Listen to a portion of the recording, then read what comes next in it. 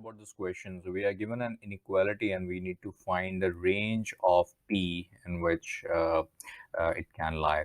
So there is a generalized formula over here. There's a concept which we are going to use. So whenever we are given that absolute value of x is greater than a, where a is a positive real number, then the right away solution from here is there are two solutions from here actually. One is x can be greater than a, or x is less than minus a. So this is the solution for this particular inequation.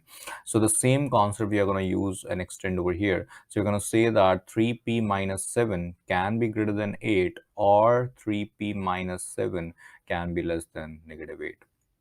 Now all we have to do is solve for this inequality. So let's get rid of this negative 7 over here. So we'll add 7 both sides. So 3p is greater than 8 plus 7, which is 15. And if we divide both sides by p, then the value of if we divide both sides by 3, then the value of p comes out to be greater than 5.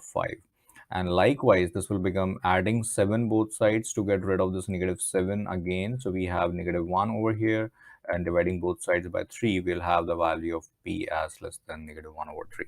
So this is the solution, as well as this is also the solution. So how to write it in an interval format, because that's really important. That is sometimes asked exclusively. So we're going to say that if p is greater than 5, it means that p is an element of 5 to infinity. And if p is less than negative 1 over 3, then p is an element of negative infinity to negative 1 over 3.